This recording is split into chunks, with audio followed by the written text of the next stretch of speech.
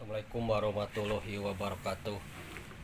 Sahabat Lestari Alamku, siswa tim KTI atau ke seluruh kelas IPA IPS kelas 12 yang biasanya menulis KTI gitu ya di semester 1 ya. Yang saat ini masih ada yang ngurusi ujian-ujian, dan sini juga termasuk ya tim KTI yang tim opsi, dan juga di sekolah lain guru IPA yang terutama guru biologi ya. Jadi ini berbagi kisah ya gitu. Dari dulu di Semaan 2 Padalarang karena tahun 2017 sampai 2020 ya, itu puncaknya ya, banyak sekali kolam edu ya, dan mulai kolam yang tembok ya, kolam hias, akuarium, aquascape, dan kolam edu yang besar yang asli berupa kolam ya. Nah, kenapa disebut kolam edu itu ya, yang puncaknya zaman Bapak Toto Suharya yang sekarang di SMA Negeri 15 Bandung ya, gitu. Jadi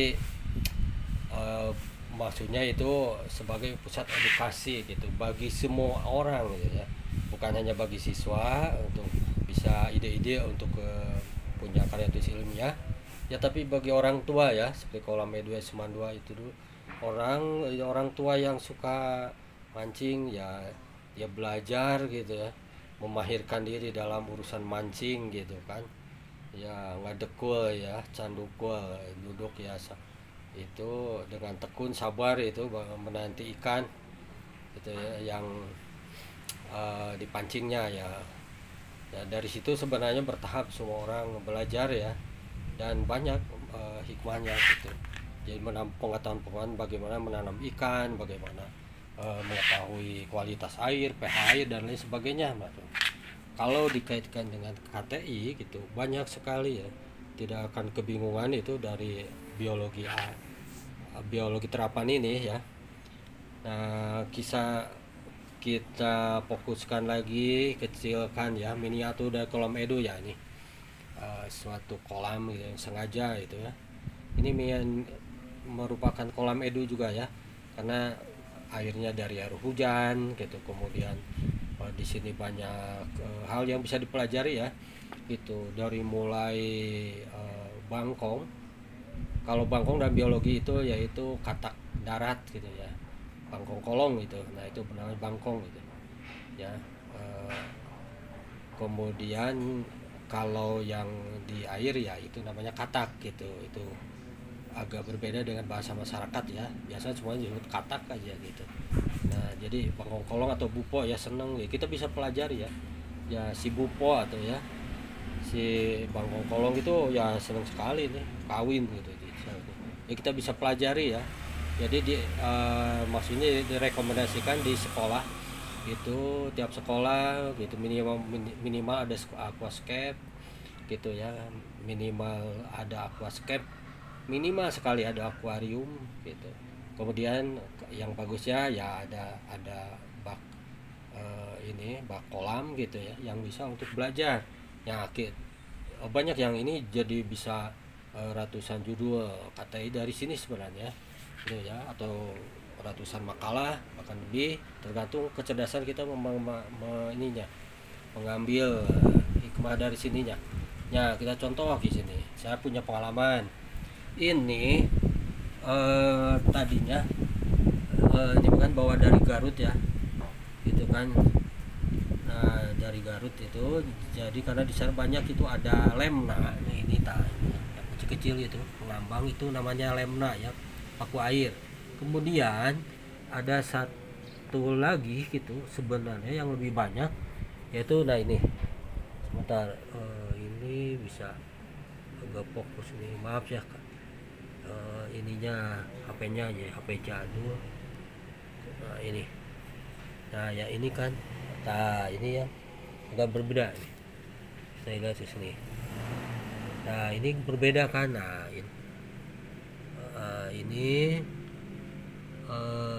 ini kan beda bentuknya. Nah ini adalah ajola ya, ajola pinata. Ini ajola lebih besar ya. Nah maksudnya ini banyak sekali ya rumusan masalah di sini muncul, atau judul KTI yang bisa dibuat, yaitu membandingkan bagaimana pertumbuhan ajolla itu dengan lemna gitu kan. Ya, jadi kalau dengan tanam langsung kan kita bisa muncul suatu ya pertanyaan atau rumusan masalah gitu misalnya gitu. Jadi di dari pengalaman, jadi ceritanya tadinya kan si lemna dan ajolla itu ditanam di sini. Nah, tanam di sini gitu. Ini ketebalan 4 cm gitu ya. Jadi airnya cuma 4 cm gitu kan. Nah, itu yang lebih cepat tumbuh itu bukan lemna tapi ajolla. Nah, gitu kan. Nah, kemudian karena ininya mau dipakai buat pembibitan ini ya, buat pembibitan tanaman. Kemudian dimasukkan ke sini. Dan memang rencananya juga mau ke sini. Nah, diperoleh hasil yaitu sekarang itu sangat sedikit populasi ajolla pinnata gitu, sedangkan lebih banyak lemna gitu kan. Nah, kesimpulannya dari ini, jadi lemna lebih adaptif pada air yang dalam gitu. Pantasan di danau, di kolam, di misalnya di habitatnya yang pernah saya ngambil di Garut itu di dalam satu kolam gitu, diambil gitu. Ternyata dalam kolam itu sendiri ternyata ada ajolla gitu. Nah, waktu dipelihara ya gitu, yang seperti yang tadi diceritakan. Jadi dan setelah dimasukkan ke sini, airnya lebih dalam, ini 1,8 meter, dia itu yang ajolla hampir tidak kelihatan, tadinya banyak gitu.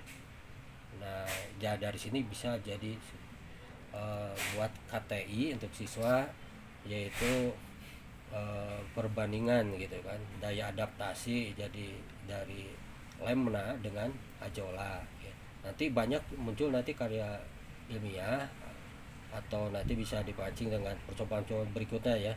Nah, nanti akan kita membudidayakan ajolla ya. Kalau di sini ajollanya sudah ada, sudah nanti ada muncul lagi gitu, akan diperbanyak lagi.